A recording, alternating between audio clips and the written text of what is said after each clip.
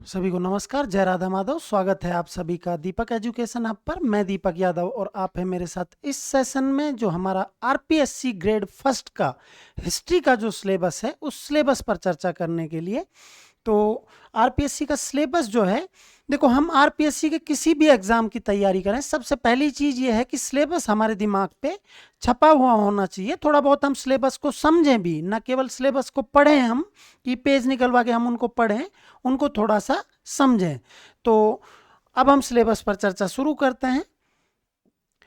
देखिए, सबसे पहले लिखा हुआ है उच्च माध्यमिक स्तर। सबसे पहले उच्च माध्यमिक स्तर लिखा हुआ है।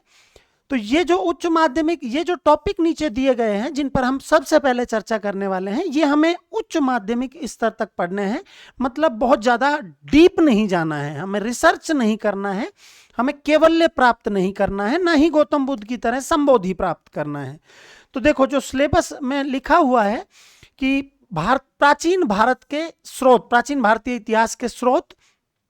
अब प्राचीन भारत की इतिहास की जानकारी हम कहां कहां से प्राप्त करते हैं? साहित्यिक स्रोत, लिटरेरी सोर्सेज जो लिखे हुए हैं उनसे, पुरातात्विक स्रोत जो पुरातत्व से प्राप्त हुए हैं उनसे, और विदेशी यात्रियों के विवरण कि विदेशी यात्री जो हैं वो भारत के बारे में क्या क्या जानकारी देते हैं, जो प्राचीन भारत के बारे में। तो वो सारी चीजें हमें पढ़नी है, लेकिन बहुत ज्यादा डीप जाके नहीं। मैं फिर कह रहा हूं कि हमें अन्वेषक नहीं बनना है, हमें केवल हमारे एग्जाम पर फोकस रखना है और उसी दृष्टिकोण में पढ़ना है। दूसरा, सरस्वती सिंधु सभ्यता।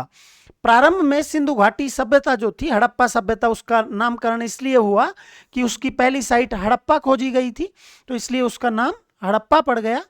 तो बाद में कुछ इतिहासकार सिंधु सरस्वती सभ्यता कहते हैं, क्योंकि बाद के स्थल जो हैं वो सर्वाधिक सरस्वती नदी की घाटी में खोजे, सरस्वती नदी जहां बहती थी उस घाटी में खोजे गए, इसलिए उसका नाम सरस्वती सभ्यता पड़ गया।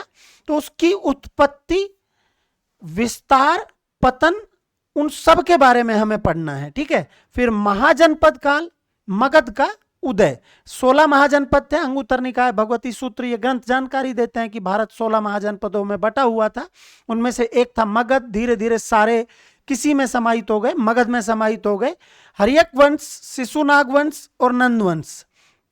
तो एक कौन सा टॉपिक पढ़ना है हमने? महाजनपद काल और मगध का उत्कर्ष, ये पढ़ना है। फिर उसके बाद नंदवंश के अंतिम शासक घनानंद की हत्या जो है वो चंद्रगुप्त मौर्य ने कर दी, या घनानंद के बारे में पूरी जानकारी उपलब्ध नहीं है।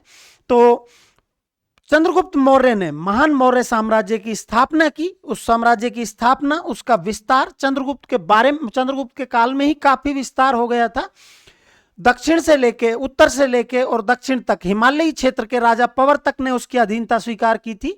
मामूलनार रुद्र शर्मन अपनी पुस्तक अहनारूर में जानकारी देता है कि दक्षिण में उसका साम्राज्य फैला हुआ था। बांग्लादेश से जो महास्थान अभिलेख मिलना इस बात का प्रमाण है कि बांग्लादेश तक उसका साम्राज्य था। इधर गुजरात में सुदर्शन झील इसका प्रमाण है कि उसने गुजरात तक अधिकार कर रखा था। तो विस्तार, प्रशासन, अर्थव्यवस्था, कला और वास्तु, ये सारी चीजें पढ़नी है हमें।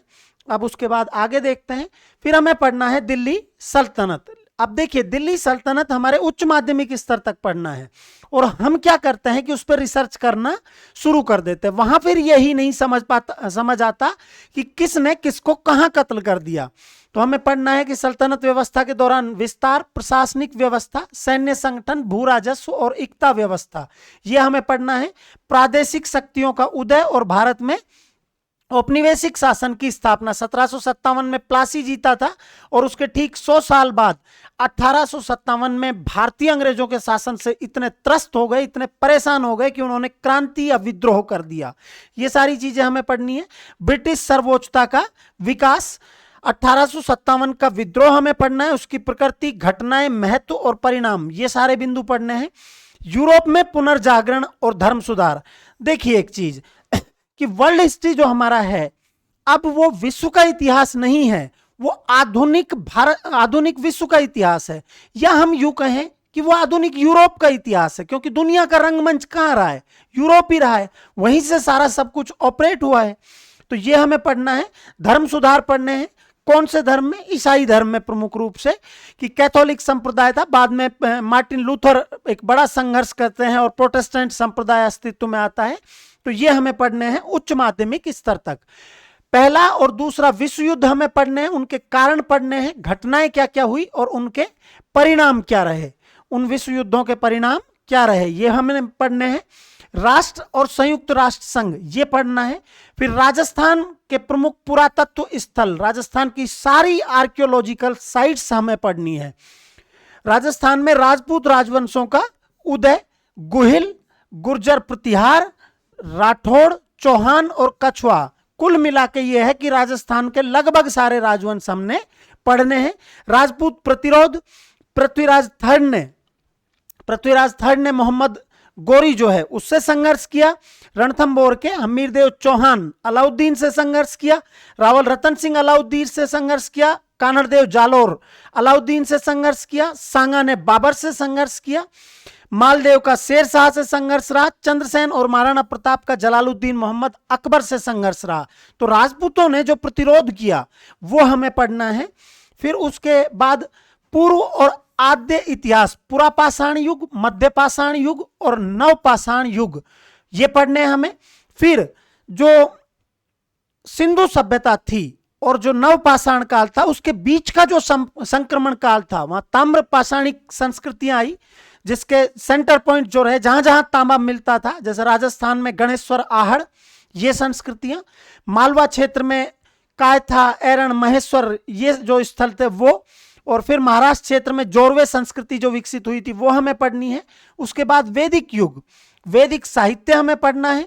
राजनीतिक, सामाजिक, अर्थव्यवस्था, धर्म, दर्शन और अनुष्ठान, मतलब कि जो आर्य सभ्यता है, वैदिक सभ्यता है, जो वैदिक सभ्यता, जो वैदिक साहित्य पर जिसकी जानकारी मिलती है, वेद, ब्राह्मण ग्रंथ, आरण्यक और उपनिषद, ये वैदिक साहित्य के 4 भाग हैं। इनसे जो जानकारी मिलती है उस आधार पर हमने वैदिक युग पढ़ना है। फिर मौर्यों के बाद का काल, मौर्योत्तर काल, अंतिम मौर्य शासक बृहद्रथ की हत्या पुष्यमित्र शुंग ने कर दी थी। फिर शुंग वंश की स्थापना की थी और फिर कण्व वंश आया। इंडो ग्रीक शासक पढ़ने, कुषाण पढ़ने हैं और पश्चिमी क्षत्रप हमें पढ़ने हैं। अब उसके बाद आगे देखते हैं गुप्त युग जो है, गुप्त काल जो है, उसमें राजनीतिक और सांस्कृतिक उपलब्धियां हमने पढ़नी है। वर्धन वंश, गुप्त वंश का जब पतन हुआ तो थानेश्वर में जो पुष्यभूति या वर्धन वंश था वो उसमें एक सम्राट हुए हर्षवर्धन। हर्षवर्धन की बहन राज्यश्री जो है वो कन्नौज ब्याही थी।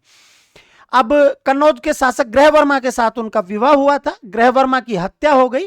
फिर क्या किया गया कि बाद में परिस्थितियां ऐसी बनी कि कन्नौज में सिंहासन रखना पड़ा और उस पर सम्राट हर्ष और राज्यश्री, ऐसा कहा जाता है कि एक साथ विराजमान होते थे। तो वो भाग हमें पढ़ना है। भारतीय संस्कृति का वैश्विक विस्तार, कि विदेशों में भारतीय संस्कृति किस तरह से फैली, ये हमें पढ़ना है। प्रमुख योगदान किनका रहा भारतीय संस्कृति के योगदान में? बौद्धों का रहा, तो वो पढ़ना है हमें। मध्यकालीन भारत के इतिहास के स्रोत हमें पढ़ने हैं। मध्यकालीन भारत के इतिहास के स्रोत पढ़ने हैं। भक्ति आंदोलन पढ़ना है। भक्ति कहते किसको है?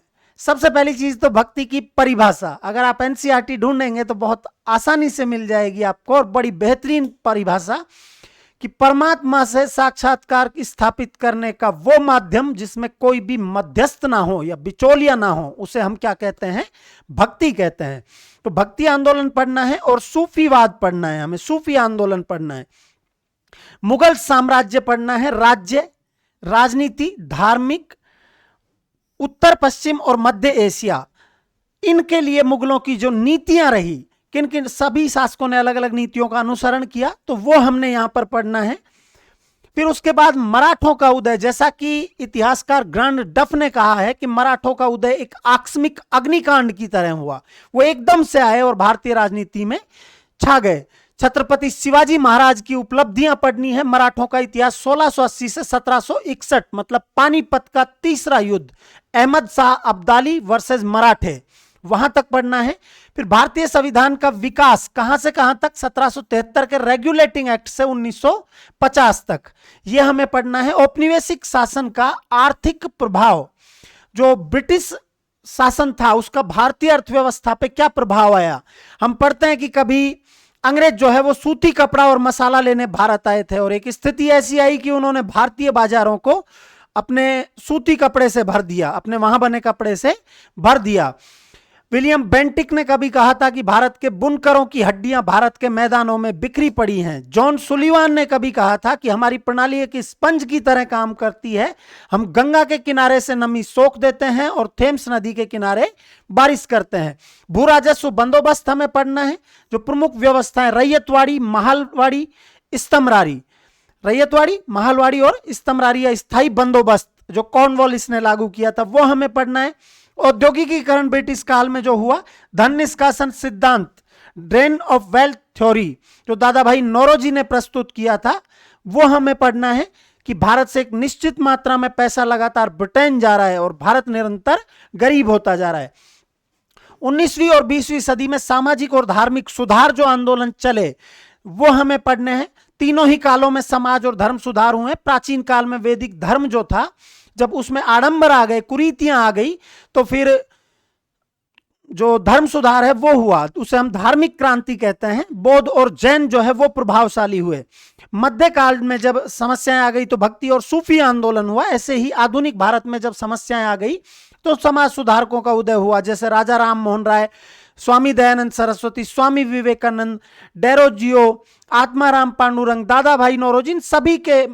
और फिर इस्लाम में भी सुधार आंदोलन हुए, जैसे जो अलीगढ़ आंदोलन या देवबंद आंदोलन जो बाद में मोहम्मद कासिम नन्नोथी और रशीद अहमद गंगोही ने चलाया था, वो सारे सुधार पढ़ने। भारतीय राष्ट्रीय आंदोलन हमें पढ़ना है। भारतीय स्वतंत्रता संग्राम 1857 से 1919, मतलब कहां तक का पार्ट है ये? 1919 की जब गांधीयन युग शुरू हो उससे पहले तक का पार्ट, गांधी युग से पहले का पार्ट, जिसमें दो चरण आपके आ जाएंगे, एक तो उदारवादी युग और एक गर्मपंथी युग। यहां के बाद गांधी युग शुरू हो जाता है। अमेरिका का नेशनल मूवमेंट, स्वतंत्रता आंदोलन पढ़ना है। औद्योगिक क्रांति, जिसके लिए सबसे बेहतर दशाएं रूस में थी लेकिन वैसा नहीं हो पाया और वो इंग्लैंड में संपन्न हुई, वो सारे कारण हमें पढ़ने हैं। औद्योगिक क्रांति हमें पढ़ना है।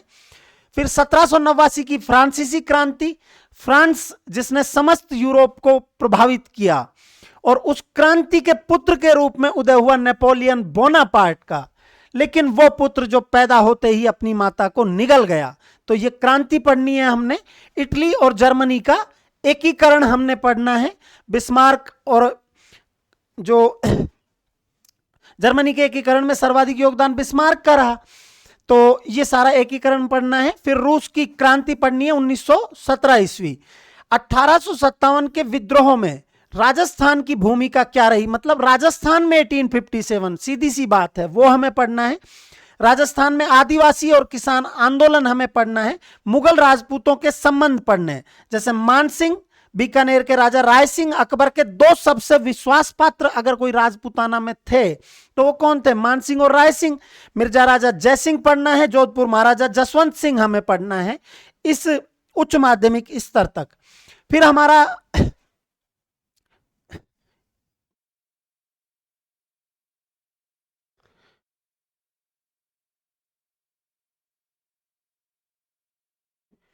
हमारा भाग सेकंड था। फिर ये स्नातक स्तर तक हमें पढ़ना है। फिर भाग थर्ड, ये स्नातकोत्तर स्तर तक पढ़ना है हमें। मौर्योत्तर युग, मौर्योत्तर काल में समाज, अर्थव्यवस्था और संस्कृति। मौर्यों के बाद विकेंद्रीकरण हुआ, दो बड़ी ताकतें आई, उत्तर पश्चिम में कुषाण और दक्षिण में सातवाहन। कुषाण जिनका सिल्क रूट जो है उस तक नियंत्रण था, मतलब कुषाण गुप्तों से बहुत ज्यादा अच्छी आर्थिक स्थिति में रहे, तो वो हमें समाज पढ़ना है। दक्षिण भारत के राजवंश, सातवाहन जिसके संस्थापक सिमुक थे। फिर संगम युग पढ़ना है। चेर, चोल और पांडे हमें पढ़ने हैं। चालुक्य पढ़ने हैं, पल्लव पढ़ने हैं, चोल पढ़ने हैं, राष्ट्रकूट पढ़ने हैं। पूर्व मध्यकालीन भारत, मतलब मध्यकाल से पहले का जो भारत था, उस भारत में सामाजिक सांस्कृतिक जीवन और विकास, राजपूत युग, ये पढ़ना है हमें। मतलब पूरा लगभग हम यूं कहें कि 7 से 8वीं शताब्दी से 12वीं शताब्दी तक का एरा, सारे राजपूत काल हमें पढ़ना है। मध्यकालीन भारत के दौरान आर्थिक और सामाजिक सांस्कृतिक जीवन। मध्यकाल में अर्थव्यवस्था किस तरह से थी, कौन कौन से उद्योग थे, कहां कहां से रेवेन्यू की मतलब कितना कितना लिया जाता था, राजस्व, सामाजिक और सांस्कृतिक जीवन हमें पढ़ना है। जो इंडो इस्लामिक कल्चर था, मध्यकालीन संस्कृति, जो मुसलमान भारत में आए और वो इंडो संस्कृति जो भारतीय संस्कृति थी उसके संपर्क में आए। भारतीय संस्कृति जो वैदिक धर्म, बौद्ध और जैन उनके संश्लिष्ट से बनी थी, तो उसके संपर्क में आया इस्लाम और इंडो इस्लामिक कल्चर, जिसको हम गंगा जमनी कल्चर भी कहते हैं, वो हमें पढ़ना है। फिर उसके बाद मुगलों की प्रशासनिक व्यवस्था पढ़नी है, राजस्व व्यवस्था की, टैक्स सिस्टम क्या था उस समय, सैन्य प्रशासन किस तरह से संचालित होता था, मीर बख्शी सैन्य प्रमुख हुआ करता था, मनसबदारी व्यवस्था जो अकबर ने शुरू की थी, जिसे मुगल साम्राज्य का इस्पाती ढांचा भी कहा जाता है, जागीरदारी, जो जागीर जो पैतृक भूस्वामी थे वो जागीरदार कहलाते थे। देखो ये क्वेश्चन कई बार पूछा जा चुका, मुझे यहां ध्यान आ रहा है, मैं थोड़ा सा बता रहा हूं आपको। मनसबदारी जो है वो अनुवांशिक थी, जब वो सॉरी जो मनसबदारी है वो जागीरदारी जो है वो अनुवांशिक थी।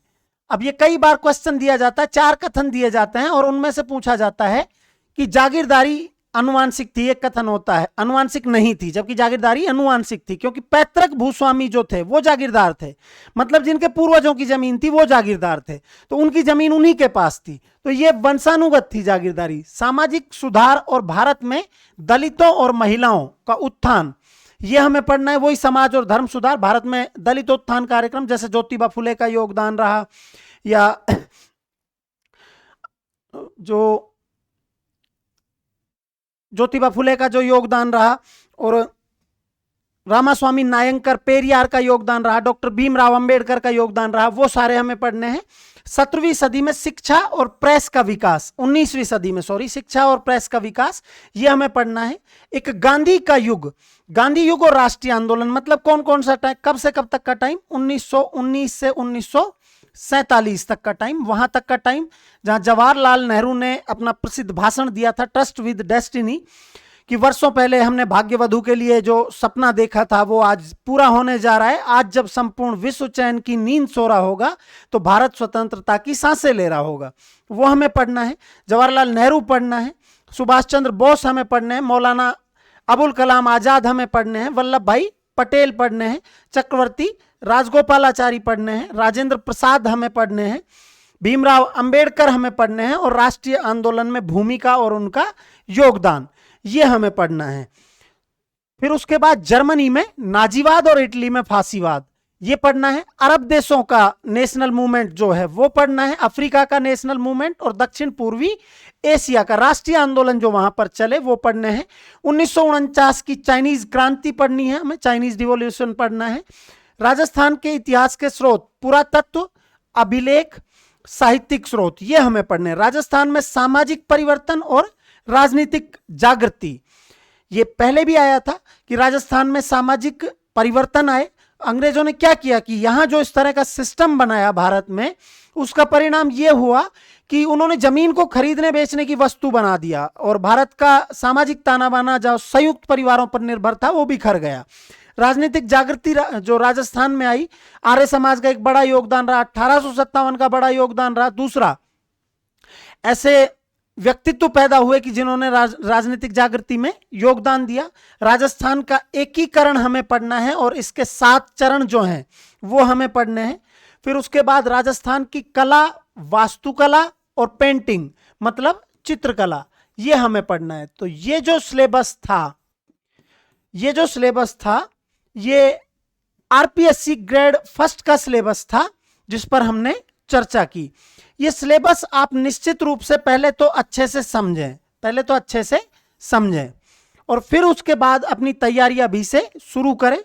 ऐसा हो सकता है कि बजट में कुछ घोषणा हो जाए, ऐसी उम्मीद की जा रही है, क्योंकि जो सेंट्रल गवर्नमेंट के चुनाव है वहां गवर्नमेंट निश्चित रूप से उस चुनाव के लिए जनमत तैयार करना चाहेगी और जनमत युवा वर्ग से तैयार हो सकता है, तो उसको लुभाने के लिए ऐसा संभव है कि कोई घोषणा हो जाए।